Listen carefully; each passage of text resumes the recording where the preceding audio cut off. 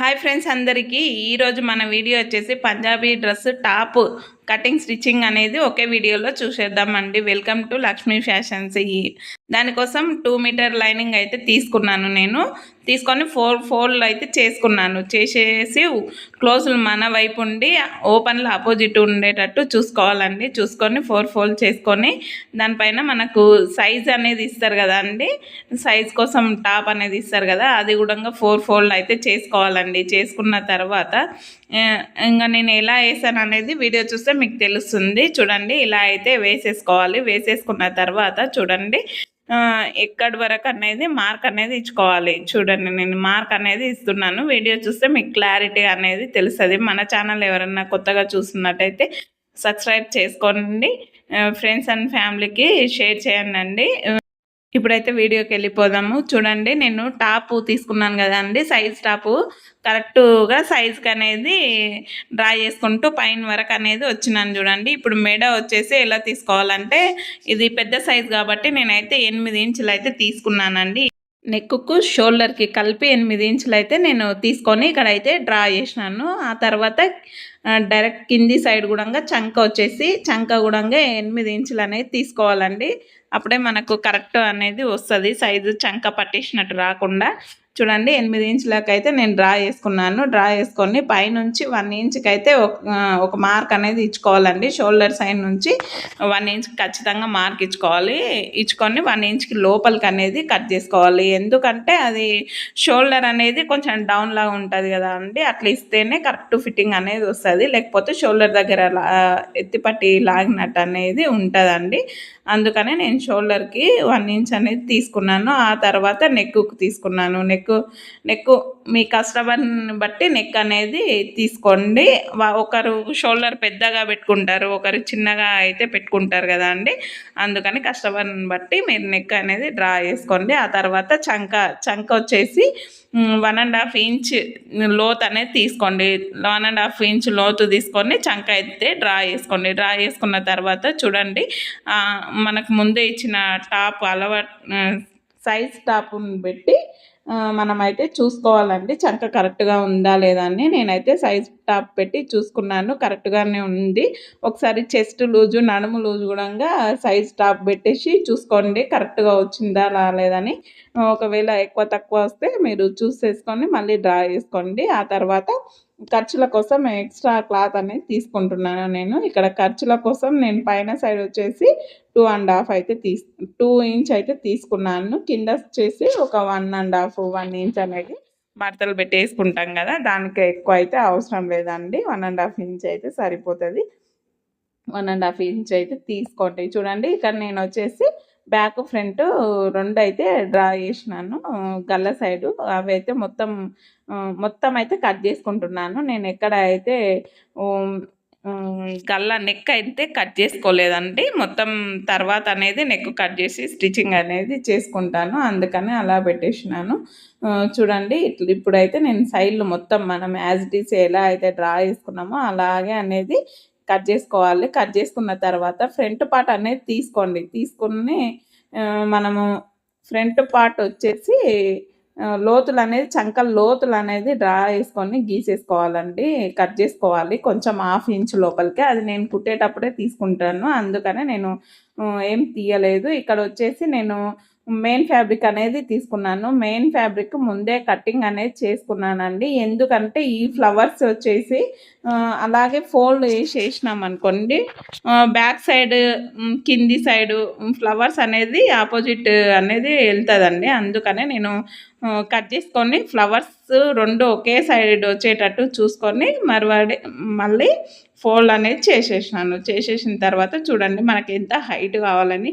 మనకు లైనింగ్ వచ్చేసి హైట్ తక్కువ ఉండే అక్కడ కట్ చేసినప్పుడు. మెయిన్ ఫ్యాబ్రిక్ వచ్చేసి మనకి ఎంత హైట్ కావాలో అది చూసుకొని లైనింగ్ క్లాత్ అనేది పెట్టేసుకొని ఒక 1/2 ఇంచ్ గ్యాప్ ఉండేటట్టు అనేది కట్ చేసుకోవాలండి. ఎందుకంటే మనం లైనింగ్ జాయిన్ చేసినప్పుడు జాయిన్ చేసుకున్న తర్వాత 1/2 ఇంచ్ అనేది నేను సైడ్లు కట్ చేసుకుంటాను. ఒక్కొక్కరు ఒక్కొక్కలాగా కట్ చేసుకుంటారండి. కొందరైతే లైనింగ్ కూడంగా సేమ్ లైనింగ్ అంతానే మెయిన్ ఫ్యాబ్రిక్ కూడా కట్ చేసుకుంటారు. నేనైతే అట్లా ఏం కట్ చేయను, ఇట్లనే కట్ చేసుకుంటాను. ఆ తర్వాత నేను కుట్టేసిన తర్వాత కట్ చేసుకుంటా అండి. సైడ్లు స్టిచ్చింగ్ చేసుకున్న తర్వాత ఎక్స్ట్రా బ్లౌజ్కి ఎలా అయితే స్టిచ్చింగ్ చేస్తారో అలాగైతే కట్ చేసుకుంటాను. చూడండి, నాకు మిగిలిన క్లాత్లో హ్యాండ్స్ అనేది రాలేదండి, అందుకనే నేను ఇది వచ్చేసి పాయింట్ క్లాత్ తోటే హ్యాండ్స్ అనేది చేస్తున్నాను. పాయింట్ క్లాత్లో కొంచెం మిగిలిందండి నాకు, ఆ మిగిలిన క్లాత్ తోటే హ్యాండ్స్ అనేది కట్ చేసుకుంటున్నాను. చూడండి, ఇక్కడ హ్యాండ్ పొడవు వచ్చేసి 6.5 అండి. యాక్చువల్గా హ్యాండ్ నేను వచ్చేసి 8 ఇంచులు అనేది తీసుకున్నానండి. కింది సైడ్ మడత పెట్టేసి కుట్టేసుకుంటాం కాబట్టి అక్కడ వచ్చేసి 1 ఇంచు, పైన సైడ్ వచ్చేసి 1/2 ఇంచ్ అయితే తీసుకున్నాను. టోటల్గా 8 ఇంచులు అయితే తీసుకున్నాను. హ్యాండ్ డౌన్ వచ్చేసి 3 ఇంచ్ అయితే తీసుకున్నానండి. తీసుకొని చూడండి, చక్కగా డ్రా అనేది చేసుకోవాలి. డ్రా చేసుకున్న తర్వాత మనం ఒకసారి కట్ చేసుకున్న లైనింగ్ ఫ్యాబ్రిక్ అనేది ఉంటుంది కదండి, చంక, అది వచ్చేసి పెట్టేసుకొని చూసేసుకోవాలండి సరిపోతుందా లేదా అని. ఇక్కడైతే నాకు ఇంకా హ్యాండ్కి అయితే సరిపోలేదు, నేనైతే జాయింట్ చేయాలండి. ఇక్కడ ఉన్న ఫ్యాబ్రిక్ వరకు కట్ చేసి ఆ ఎక్స్ట్రా ఫ్యాబ్రిక్ ఉంది కదా అండి, అది వచ్చేసి జాయింట్ అనేది చేస్తాను. చూడండి, హ్యాండ్స్ మనము షోల్డర్ పాయింట్కు ఒక టక్ అనేది ఇచ్చుకోవాలి. షోల్డర్ పాయింట్ టక్ ఇచ్చుకుంటే అటు ఇటు పోకుండా కరెక్ట్గా సైజుకి అనేది ఉంటుందండి కట్ చేసుకోనికి. అలా అని షోల్డర్ పాయింట్ టక్ ఇచ్చుకుంటే ఈజీగా అనేది మనకు తెలుస్తుంది. చూడండి, నేను ఎక్స్ట్రా కొంచెం క్లాత్ మిగిలింది కదా, అది వచ్చేసి జాయింట్లు అనేది వేసేస్తున్నాను. వేసేసిన తర్వాత నేను స్టిచ్చింగ్ అనేది చూపిస్తాను. నెక్ అనేది నేను ముందే స్టిచ్చింగ్ చేసేసినానండి, ఎందుకంటే వీడియో లెంత్ ఎక్కువ అవుతుందని నేను నెక్ అనేది స్కిప్ చేసేసినాను. నెక్ వీడియో కావాలంటే ఎవరన్నా కామెంట్ చేయండి, నేను మళ్ళీ ఇంకొక వీడియో అనేది పెడతానండి. చూడండి, ఇప్పుడైతే షోల్డర్ అయితే జాయింట్ చేస్తున్నాను. షోల్డర్ జాయింట్ చేసిన తర్వాత డబల్ స్టిచ్ అనేది వేసుకోండి షోల్డర్కి. అప్పుడు కస్టమర్ నుంచి ఎట్లాంటి కంప్లైంట్ లేకుండా స్ట్రాంగ్ అయితే ఉంటుందండి. పిక్కులకపోకుండా క్లాత్ అనేది స్ట్రాంగ్ ఉంటుంది. డబుల్ స్టిచ్ అనేది కంపల్సరీ చేసుకోవాలండి. చేసుకున్న తర్వాత చూడండి, హ్యాండ్స్ కింది వైపు వచ్చేసి డబల్ ఫోల్డ్ చేసుకొని స్టిచ్చింగ్ అయితే చేసేసుకోండి. 2 సైడ్లు స్టిచ్చింగ్ చేసుకున్న తర్వాత చూడండి, ఇప్పుడైతే నేను మెయిన్ ఫ్యాబ్రిక్కి ఫ్రంట్ సైడ్ లోతులు అనేది కట్ చేసినప్పుడు తీయలేదు కదా అండి, ఇప్పుడైతే లోతులు తీస్తున్నాను. చూడండి, ఈ లైనింగ్ చేసుకున్న ఫ్యాబ్రిక్ని 2 ఒకే సైజులో కరెక్ట్గా అనేది పెట్టేసుకోవాలండి. పెట్టేసుకున్న తర్వాత ఒక అర ఇంచు లోపలికి అనేది ఇట్లా డ్రా చేసుకోండి. నీట్గా అనేది కట్ చేసుకోండి. ఎక్కడ హెచ్చు తగ్గులు లేకుండా రెండు సైడ్లు ఒకేలాగా వచ్చేటట్టు అయితే ఖచ్చితంగా కట్ చేసుకోవాలండి, లేకపోతే ప్రాబ్లం అవుతుంది. ఎవరికన్నా ఇట్లా కట్ చేసుకోనిక రాదు లైనింగ్ వేసిన తర్వాత అన్న వాళ్ళు ముందే మెయిన్ ఫ్యాబ్రిక్ కట్ చేస్తాం కదా అండి, అప్పుడే కట్ చేసుకుంటే అది కూడా నీట్గా అయితే ఉంటుంది. అట్లే కట్ చేసుకోండి. నాకు ఇట్లా అలవాటు కాబట్టి నేను ఇట్లా అయితే కట్ చేసుకున్నా. చూడండి, హ్యాండ్ అయితే షోల్డర్ పాయింట్ నుంచి అయితే హ్యాండ్ ఎప్పుడు జాయింట్ చేయాలి, సైడ్ల నుంచి అయితే జాయింట్ చేయొద్దండి. సైడ్ల నుంచి జాయింట్ చేస్తే ఒకవేళ అది కరెక్ట్గా రాలేదనుకోండి, ఒక్కొక్కసారి సైడ్కి క్లాత్ అనేది సరిపోదండి, అప్పుడు ఒక సైడ్ పట్టేసినట్టు గుంజి పట్టి లాగినట్టు ఫిట్టింగ్ అనేది కరెక్ట్గా రాదు. షోల్డర్ పాయింట్ నుంచే జాయింట్ చేసుకోవాలి ఎప్పుడైనా సరే హ్యాండ్కి. చూడండి, హ్యాండ్ కూడా నేను డబల్ స్టిచ్ అనేది వేసినాను. బిగినర్స్ కోసం చెప్తున్నాను, ఖచ్చితంగా అయితే డబల్ స్టిచ్ అనేది వేసుకోవాలండి, అప్పుడే నీట్ ఫినిషింగ్ అయితే ఉంటుంది. మన ఛానల్ ఎవరైనా కొత్తగా చూస్తున్నట్టయితే ప్లీజ్ సబ్స్క్రైబ్ చేసుకోండి, సపోర్ట్ చేయండి. ఫ్రెండ్స్ అండ్ ఫ్యామిలీకి షేర్ చేయండి. చూడండి, నేనైతే హ్యాండ్స్ అయితే జాయిన్ చేయడం అయిపోయింది. చూడండి, సైడ్లో అయితే జాయిన్ చేస్తున్నాను. ఇప్పుడు సైడ్ స్టిచ్చింగ్ అనేది సైడ్ మొత్తం స్టిచ్చింగ్ అనేది చేసుకోవాలండి. నేనైతే ఇప్పుడు మెయిన్ డాట్స్ అనేది వేసుకోవాలి కదా అండి కింద. ఇక్కడ చూస్తే తెలుస్తుంది మీకు. ఇక్కడ మనం ఒక షోల్డర్ పాయింట్ టక్స్ అనేది ఇచ్చుకున్నాం కదా, మొత్తం ఓపెన్ కట్స్ ఉంటాయి కదా అండి దానికి, అందుకోసమే ఓపెన్ కట్స్ కోసం మనం ఒక టక్ అనేది ఇచ్చుకుంటాము. అక్కడ వచ్చేసి ఇలా రావాలండి. ఇలా వచ్చిన తర్వాత రఫ్ అనేది ఇచ్చుకోవాలి. మనం ఒక టక్ ఇచ్చిన దగ్గర వరకు రఫ్ ఇచ్చుకొని కిందికి పెద్ద కుట్టు పెట్టుకొని కింది వరకు ఒకటే లెవెల్లో వచ్చేసేసి స్టిచ్చింగ్ అనేది చేసుకోవాలండి.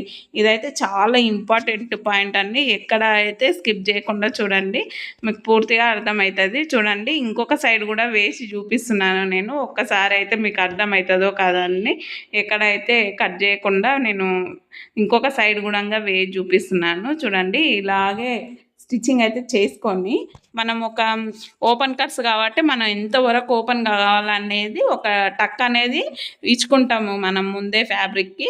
ఆ టక్కు దగ్గర వచ్చేసి మనమైతే రఫ్ అనేది ఇచ్చుకోవాలండి. చూడండి, నేనైతే కట్స్ దగ్గర కరెక్ట్గా ఉందా లేదా అని మళ్ళీ మెయిన్ ఫ్యాబ్రిక్ మన కొలతకి ఇచ్చి ఉంటారు కదా అంటే అది పెట్టి నేను చూస్తున్నానండి. కరెక్ట్గానే ఉంది నాకు. మీరు హెచ్చు తగ్గులు ఉంటే ఒకవేళ ఫ్యాబ్రిక్ ఎక్కువ కట్ చేసి ఉంటే అదైతే తీసేయండి. తీసేసిన తర్వాత ఇట్లా అనేది రఫ్ అనేది ఇచ్చుకోవాలి. టక్ దగ్గర రఫ్ ఇచ్చుకున్న తర్వాత అదే లెవెల్లో మనం ఖర్చుకి ఎంతైతే తీసుకుని ఉంటామో ఆ ఖర్చుని బట్టి మనం కిందికి అయితే వేసుకుంటూ రావాలి. కుట్ట అనేది పెద్ద కుట్టు పెట్టుకొని వేసుకుంటా రండి. అట్లా స్ట్రైట్గా వేసుకుంటూ వచ్చిన తర్వాత చూడండి ఎలా వేసాను నేను అనేది చూపిస్తున్నాను. ఆ తర్వాత ఏమైనా హెచ్చుతగ్గులు ఉంటే కింద కట్ చేసుకోండి. కట్ చేసుకున్న తర్వాత చూడండి, ఇట్లా ఓపెన్ చేసుకున్న తర్వాత డబల్ ఫోల్డ్ అనేది చేసుకొని చూడండి నీట్గా అనేది. ఇది చాలా మందికి అయితే కన్ఫ్యూజ్ అవుతారు, కరెక్ట్గా అయితే రాదండి ఇది. చూడండి, చూస్తే మీకు క్లారిటీగా తెలుస్తుంది. నీట్గా అనేది కుట్టుకుంటూ పోవాలి. ఎక్కడి వరకు అంటే మనము బాగా 2-3 సార్లు అనేది రఫ్ అనేది ఇచ్చుకుంటాం కదా టక్స్ పెట్టుకొని. ఓపెన్ మనకి ఎక్కడి వరకు కావాలో అక్కడి వరకు అనేది నీట్గా కుట్టుకుంటూ అయితే పోయిన తర్వాత ఎలా టర్న్ అవ్వాలనేది కూడా నేను చూపిస్తాను మీకు ఇక్కడ. ఎక్కడ వీడియో అయితే స్కిప్ చేయకుండా చూడండి ఇట్లా పాదం పైనకి ఎత్తి టర్న్ అయితే చేసుకున్న తర్వాత ఫస్ట్ ఫోల్డ్ వేసిన తర్వాత టర్న్ వేయాలి సెకండ్ వైపు. చేసుకున్న తర్వాత ఇలా నీట్గా కింది సైడ్ కూడా స్టిచ్చింగ్, ఇవతల సైడ్ కూడా స్టిచ్చింగ్ చేసుకుంటూ రావాలండి. చూడండి ఎంత నీట్గా అయితే వస్తుందో మనకు. ఓపెన్ చేసి నేను ఇప్పుడు తీసిన తర్వాత కూడా చూపిస్తాను మీకు. ఇప్పుడు పెద్ద కుట్టు ఉంటుంది కదా, ఆ పెద్ద కుట్టు వచ్చేసి మనం ఒక కట్టర్ లాగా తీసుకొని ఆ పెద్ద కుట్టు అయితే తీసేయాలి.